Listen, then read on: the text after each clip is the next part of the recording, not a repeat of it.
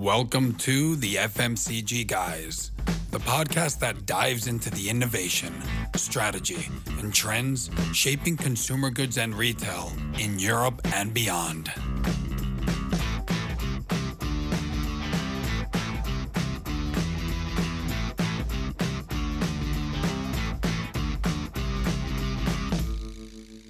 Welcome to the FMCG Guys podcast. I'm your host, Daniel Torres. If this is the first time you tune in, you'll want to know that this is the show that gives visibility to the top voices in consumer goods and retail in Europe and beyond. We're now over 190 episodes in, so do go into our website or your favorite podcast platform to entertain yourself and hopefully be educated with some of the industry's top voices. Remember, we are part of a family of podcasts, which is headed by the CPG Guys, our US counterpart. So do tune into their show to learn of what's happening in the CPG world at the other side of the Atlantic.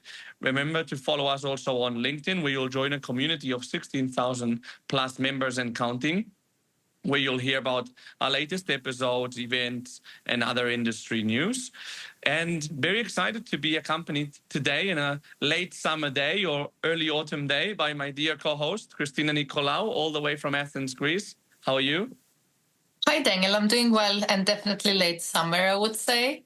Yeah. Also, we're probably very close to 17,000 followers, right? We're getting there. We're getting there. Yeah. Hopefully, with the return to school and to retreat routine, we get the numbers up. But we're getting there. I think. Let me do a bet here. I think by end of year, I think we can be at 20,000. But Okay. I'm going to check on that by the end of year and hold you accountable. I hope people don't start unfollowing us just to contradict me. No, people like you, Daniel. Hopefully. So today we're going to speak about one of the most exciting categories out there, which is footwear. I know that you and me have a collection of sneakers. How are you seeing this industry, Christina?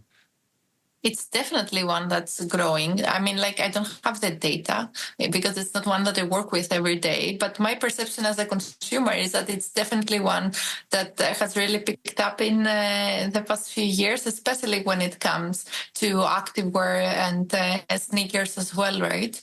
Yeah, absolutely. And don't worry, we don't need to be, that's the great thing of being the host, Christina. We don't need to be the experts. We bring the experts to the show so they educate us. So you're right. You're very right. So who's the expert today, you'll be wondering.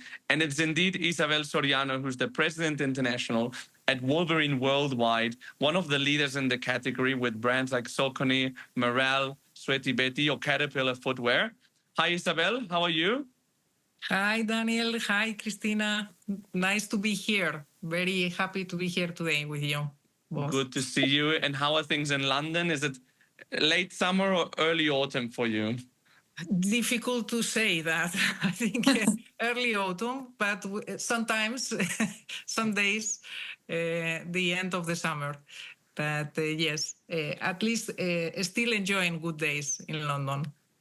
A little bit of remaining sun through the grey clouds, I guess. Well, lovely to have you here with us, Isabel, and welcome to the podcast and today's chat. I was taking a look actually through your LinkedIn profile, and I saw that you have a very long career into retail.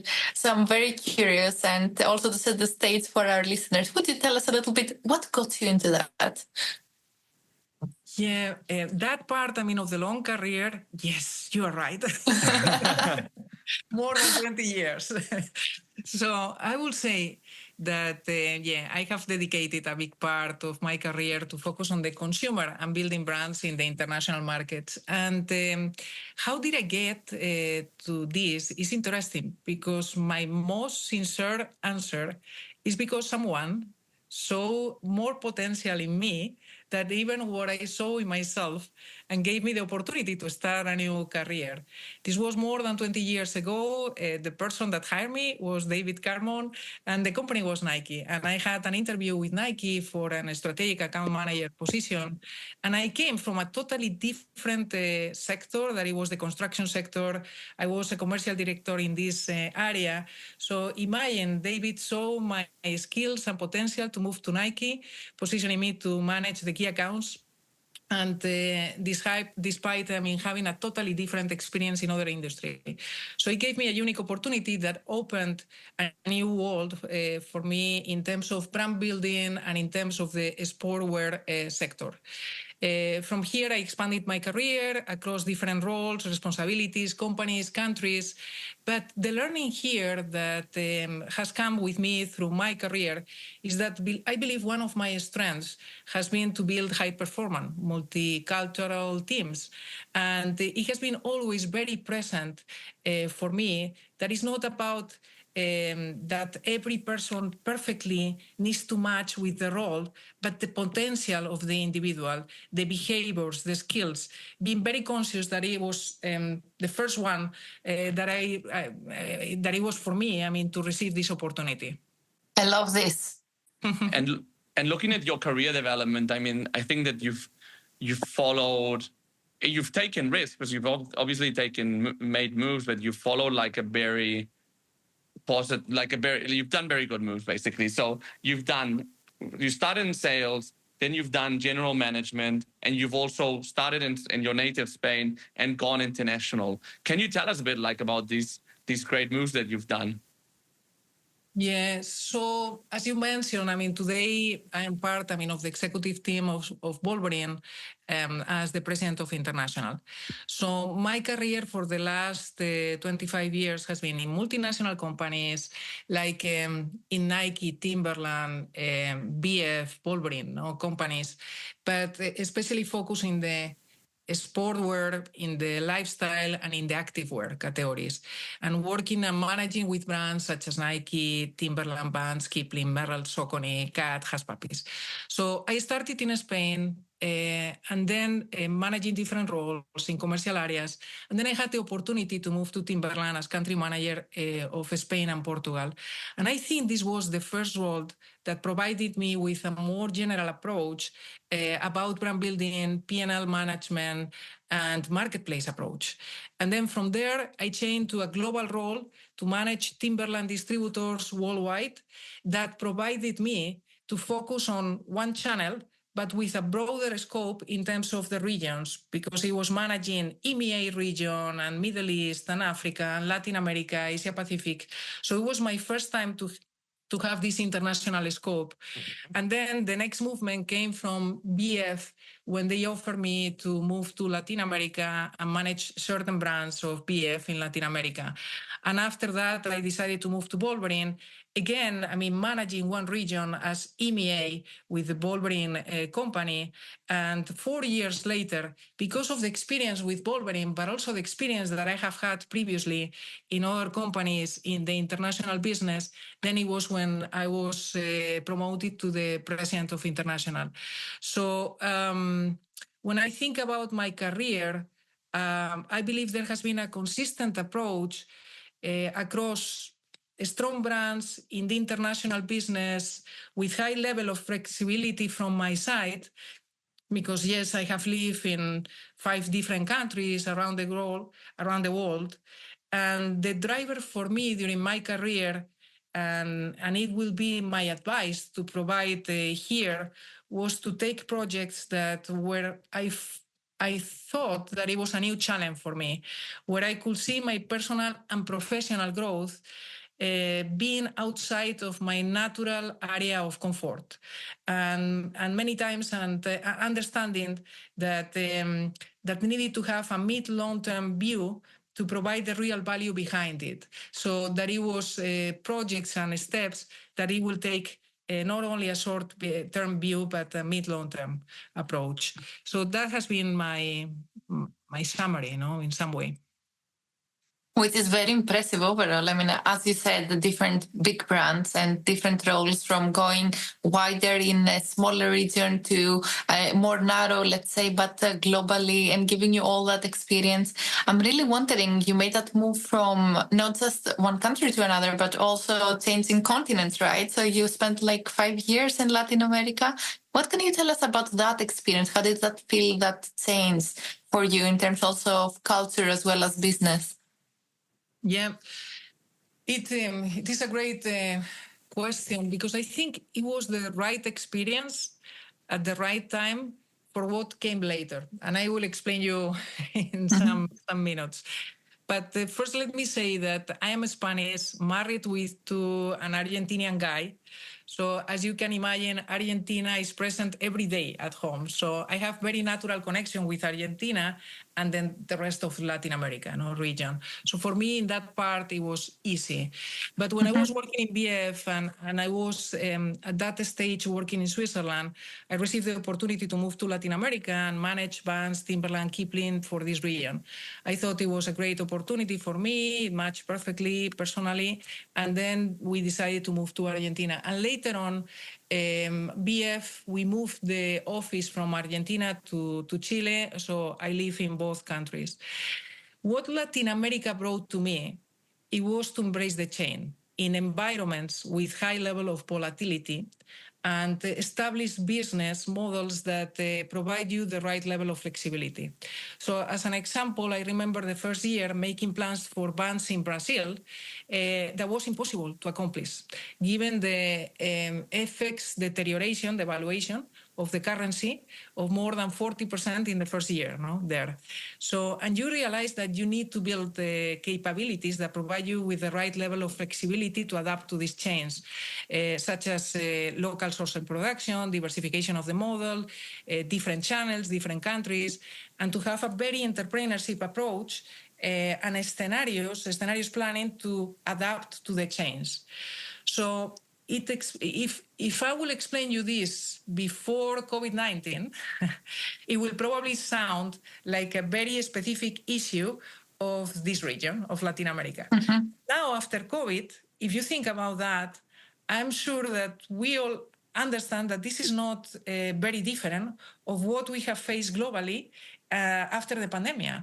So we have had to learn to embrace the change and higher level of volatility and uncertainty globally, and the need of a strong strategic approach and scenario planning when going through that.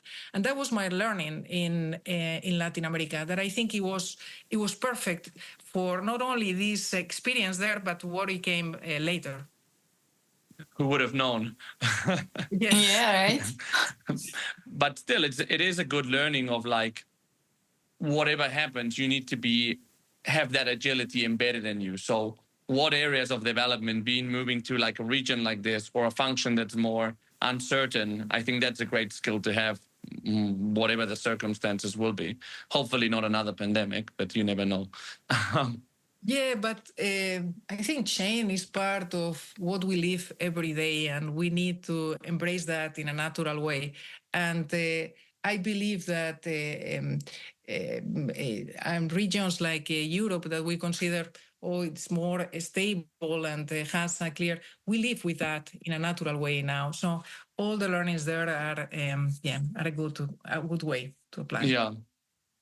I guess we say that the phrase that we live in a VUCA world now, volatility, uncertainty, complexity, ambiguity. I mean, that's kind of like second nature, I guess, now to businesses, working every day with scenario planning again and again and reviewing things. It's been a long time since we've had like a plan that stays the same since, you signed it off with your LT and you say, this is what we'll do next year. And it will go exactly as that. Exactly. Yeah, and Isabel, like in this podcast, like the majority of the interviews, I would say, are with people that work in FMCG, so in the grocery space. So they're like 90% or more of sales are done in the supermarkets. In footwear, it's not like that, right? Because you have wholesale, which is key accounts, and then you have distributors, then you have own retail, you have franchisers that carry your banner as well. How do you manage that complexity, especially someone like you that's been a GM, so that you have all the channels? Yeah, another great question. I believe that in this case, you need to simplify to amplify and understand the consumer behavior and the trends for your brand and the sector where you operate.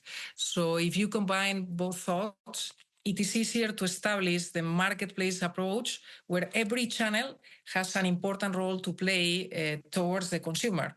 And the importance of this channel may vary depending on the level of connection with your consumer, on the maturity, on the penetration in the market. So I think the different channels do not create complexity if you have a clear view about the way to reach your consumer with a long-term view. And thinking that the channels transform themselves as enablers to connect with the consumer in the most appropriate way.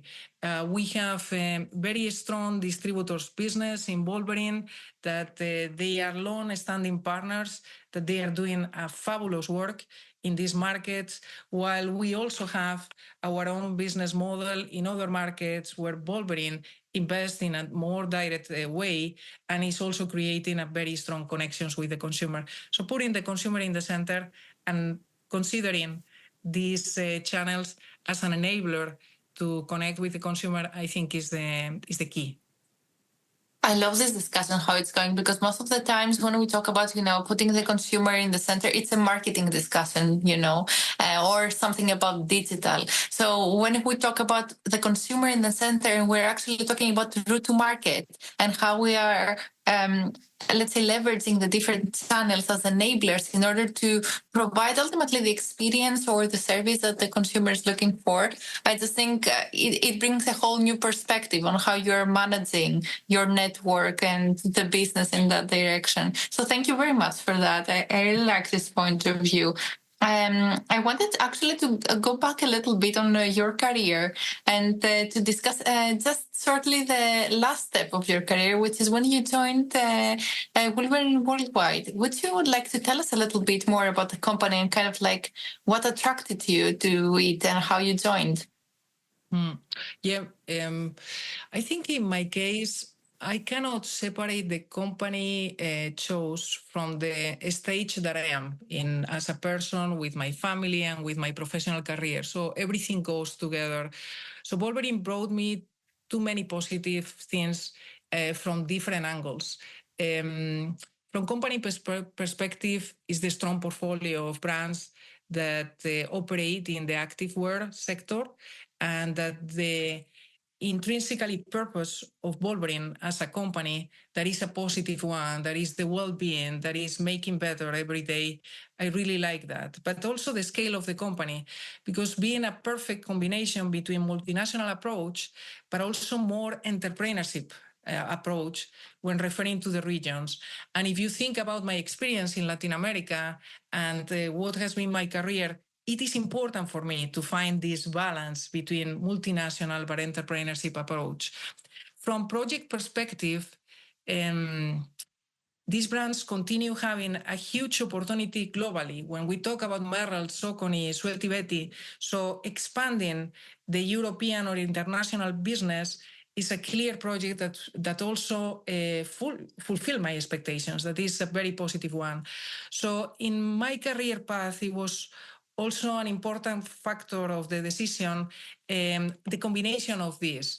When I moved to Wolverine, at that stage I was in BF, managing the Latin American business for some of the brands, as I mentioned before. My next step in BF was probably to move to other region, like Asia Pacific. That's what we were discussing internally. BF is a big company, and I was also in an age where it was going to be more difficult for me to achieve certain roles of responsibilities in the executive level. So Wolverine provided me also this opportunity, so match perfectly from professional career, from personal career, from the stage where I am, and link with my previous comments. I think it's very important for me also the level of influence that you can have in the company where you work. And in Wolverine, you feel that. You feel that you have your space and you have this level of influence. So I love the sector, I love the brands, I love the potential of the company, the project of expanding the international business, and then also from internal career path, it was the perfect opportunity. And I'm being very open here because there is like the perfect match also in different moments. And it's how I see also the different stage that I have taken in my career.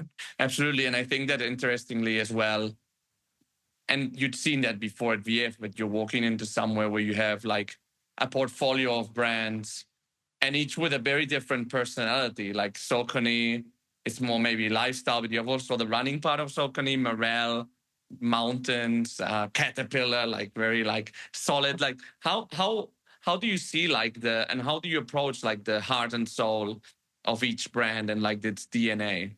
Yeah. And the purpose as well. Absolutely. I love the question because I said before, I think you need also to work for a company. Personally, I need to work for a company with a clear purpose that fulfill also my expectations. And what is great, I mean, to have the opportunity to work also with this brand's portfolio. So the key pillars, I mean, first, I mean, of Wolverine Vision is to be global brand builders that imply to be consumer obsessed, product innovators, and demand creators. And then from all of our portfolio of brands, I will highlight probably Merrell, Saucony, and Sweaty Betty. I could talk about all of our brands, but just to focus on these three brands. And the three of them are a part, I mean, of the activewear sector. We are also very strong in the workwear sector, but I think activewear is where I will focus. And Saucony is one brand that is in the fastest growth categories, that is the running. And you were mentioning before, Christina, about that. I mean, about your view of the footwear sector. It's true, running is growing fast, and the purpose of the brand is meaningful for me because it's to energize people to move with confidence, supporting them in this journey to achieve their full authentic potential through running, innovation, heritage, community.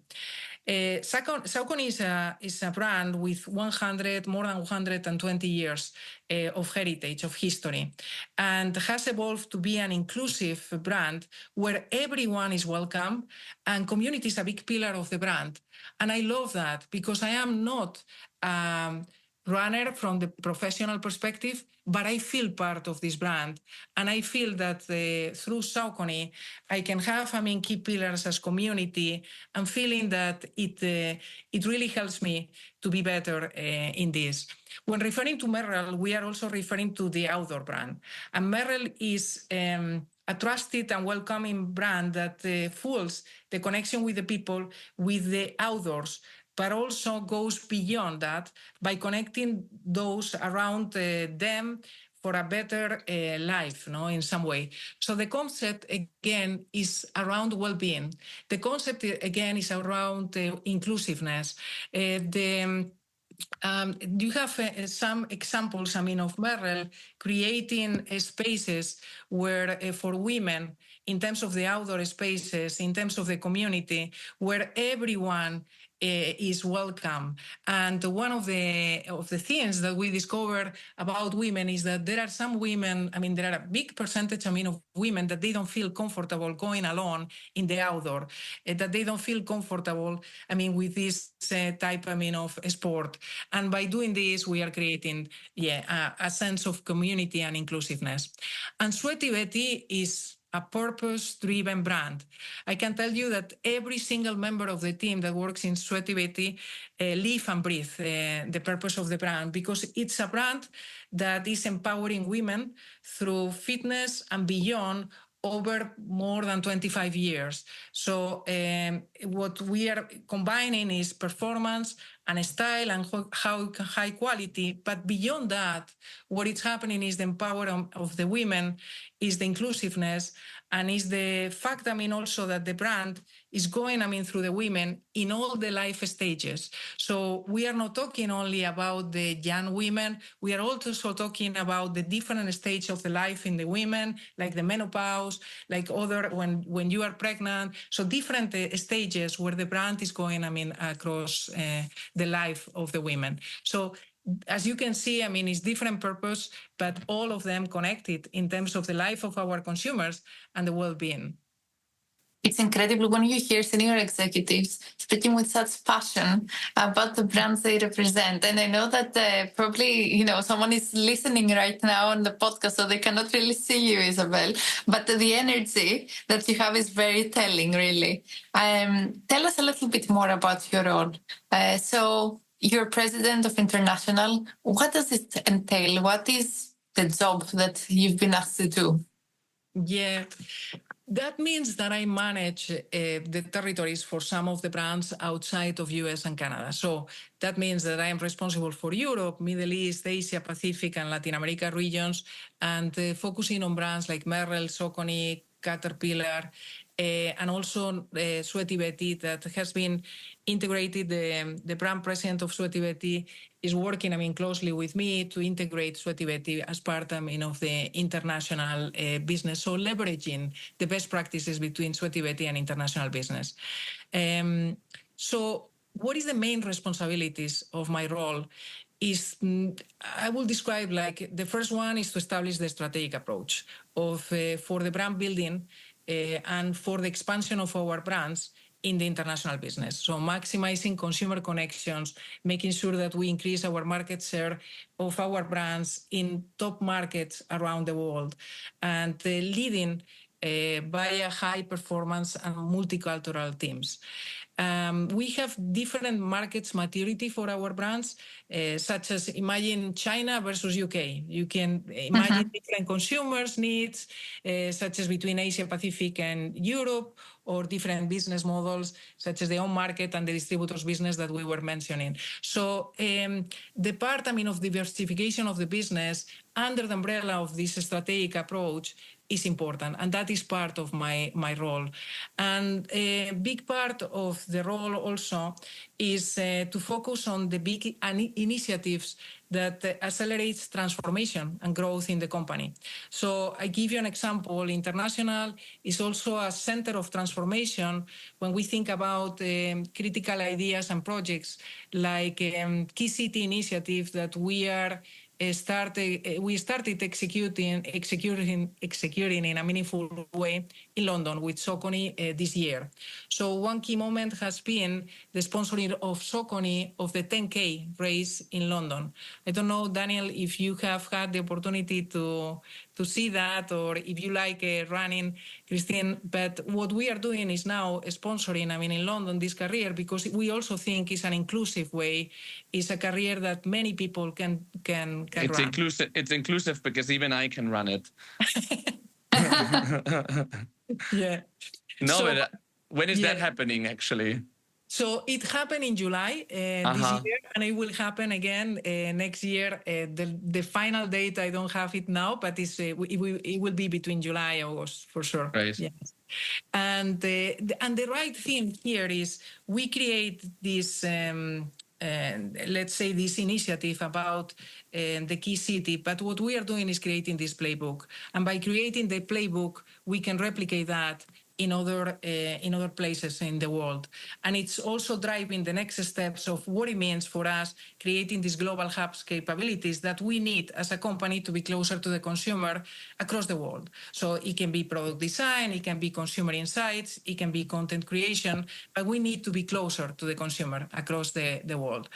So that is part of what we are doing in international. So finally, international is also a center of leveraging best practices.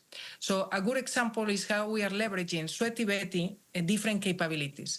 If you think about the Wolverine brands, we are a footwear, we are more wholesale-driven organization, but we have a brand like Sweaty Betty that is women, that is apparel, and that is retail-driven. So how we are embedding and embracing this, and how we are leveraging the learnings of Sweaty Betty across our organization. So that is what we are doing with the international business, and especially in Europe.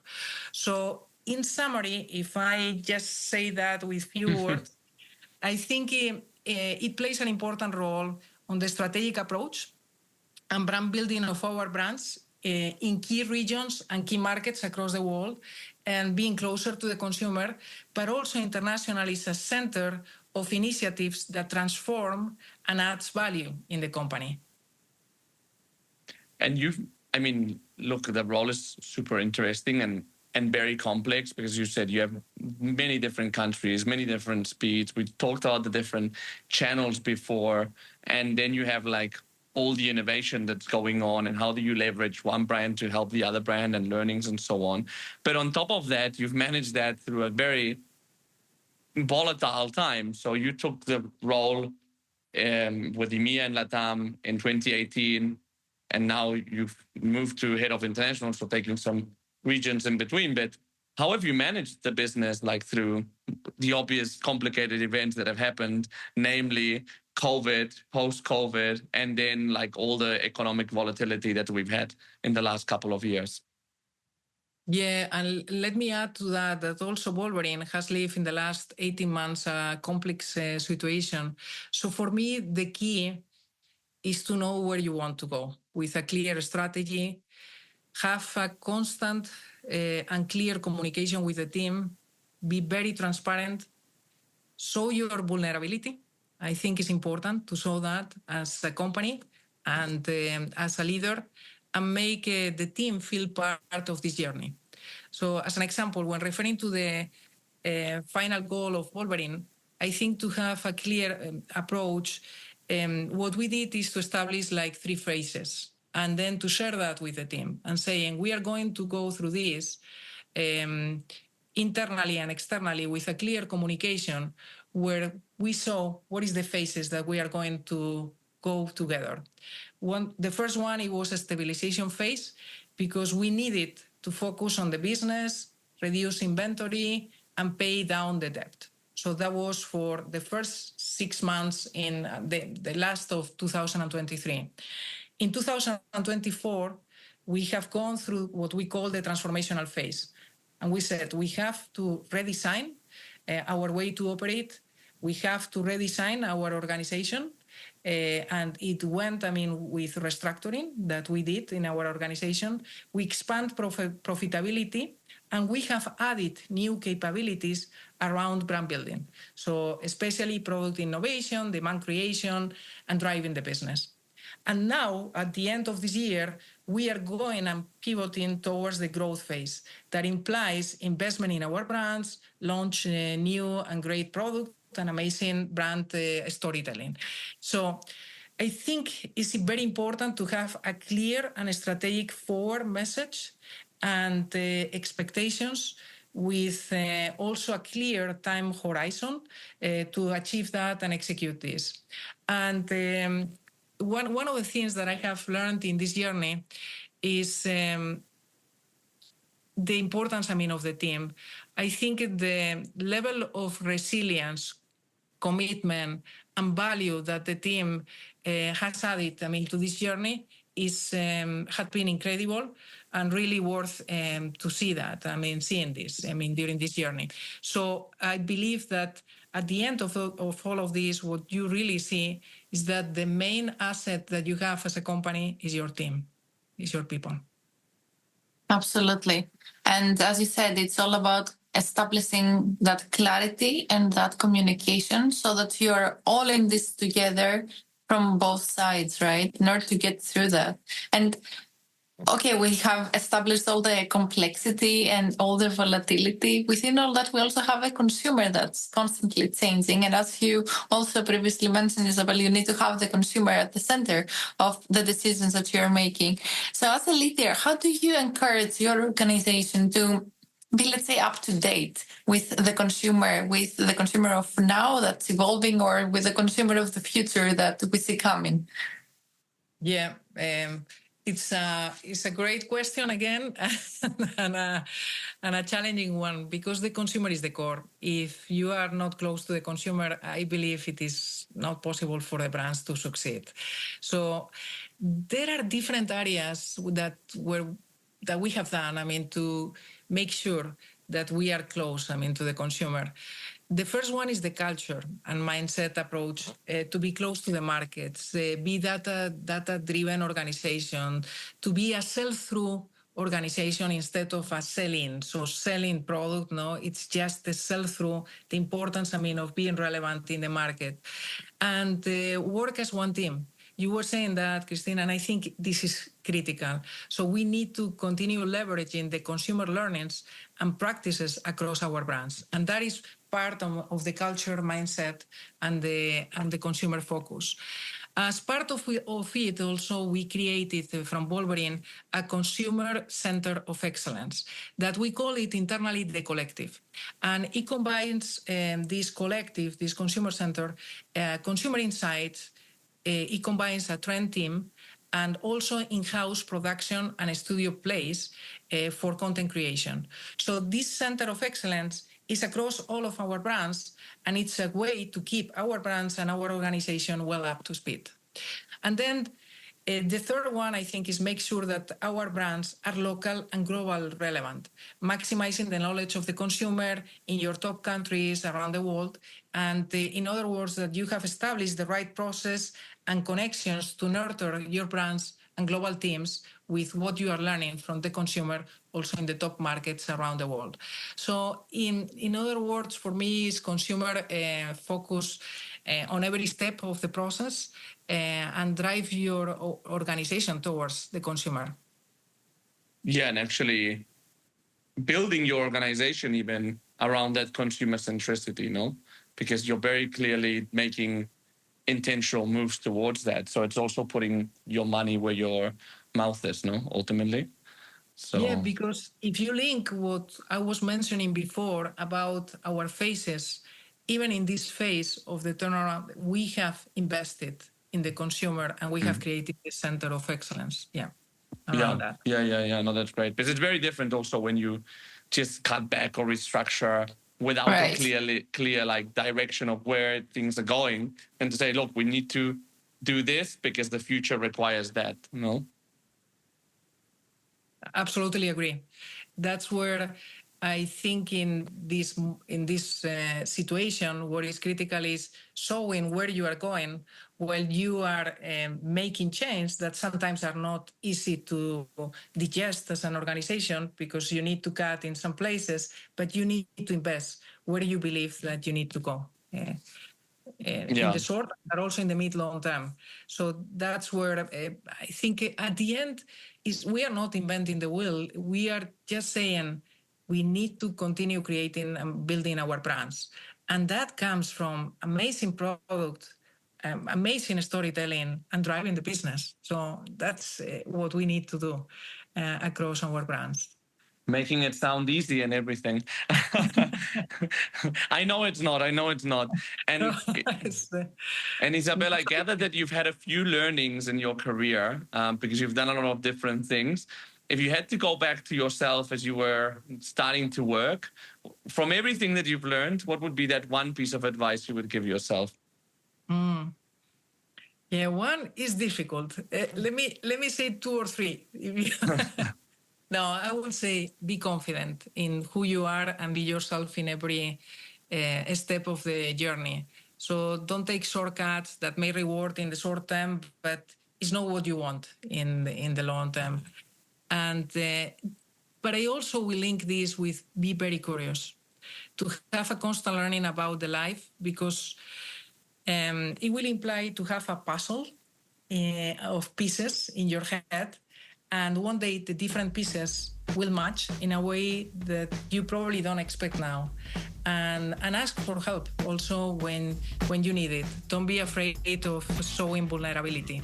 And it's a word that I like to use because I really think that makes you stronger and savvy.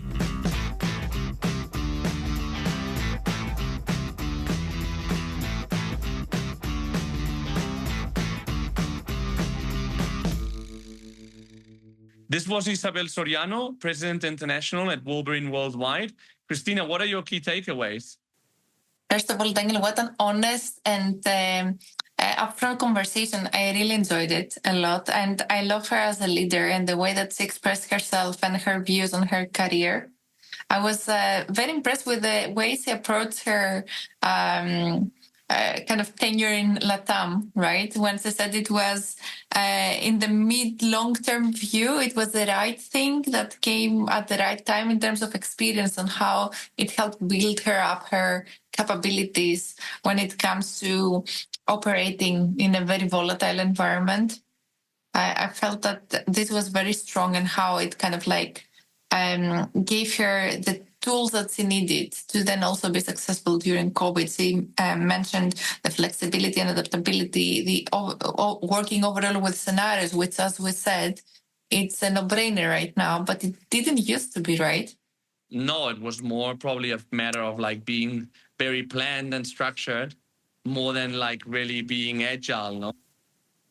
Absolutely. It was about having the very right details on everything and have them signed off by your executives and then just go and execute it perfectly and perhaps even, go the extra mile when it comes to execution on the shop floor. So that was one part that I really enjoyed the way that she was reflecting on it. And then the other part, which for me was kind of unique, thinking back on the different podcast episodes we've done, was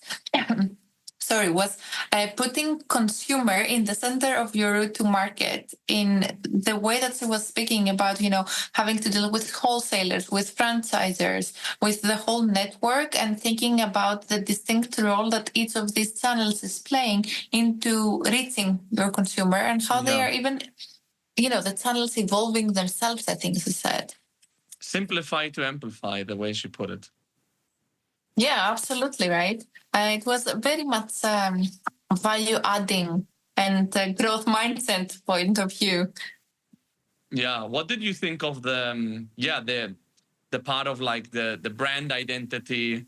I thought that was a very interesting part because you have like very different brands with a kind of common underlying purpose. Very common underlying purpose, which I have to admit that I was not really aware of.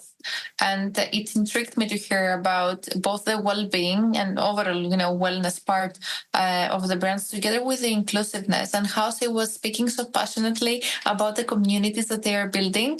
That was something really amazing and, bringing to life the true identity of a brand that's kind of like also unexpected. And I really like that part of the conversation. Yeah, definitely. I think that the leadership part was also very interesting, knowing where to go, being transparent, showing vulnerability, and making the team part of a journey can be very easy when things are going well. But when things are not going well, really sticking to that, I think, is important, no? I think she repeated the word clear or clarity like 10 times during that segment, right? So absolutely. And also the communication part, which she stressed a lot. That's very important in order to be able to work with your team and take them with you. Finally, I do have like a note here, which I have put like a circle around, which was the sell-through versus sell-in. I really like that part as well. And truly, when we're talking about, being consumer-centric, many brands, or not brands, organizations, perhaps, kind of interpret it into let's get more data in. Let's get more into the analytics. At the end of the day, it's really being close to the market, being able to have your eyes and your ears open, have your feet on the street, and be close to the point of sale and to view the world the way your consumer does, to be checking out what are the different bags that shoppers are carrying or how are they navigating the store. Unless you do that and you're connected really with your wholesales network, you can never really feel the consumer. Like a number will always be a number on a spreadsheet, no matter how much you analyze it. Yeah, it's also like not only being customer centric, but indeed being consumer centric. No, exactly. That's ultimately important. Fantastic, Christina. Well, this was a great one. So thanks for joining me as always. And thanks to our audience as well. If you've enjoyed the show, don't forget to leave us a review. This is super important for us. It really positions our podcast and it will help other individuals in the industry to learn more about the fantastic leaders we bring here. Have a great day and we'll see you in the next episode of the FMCG Guys.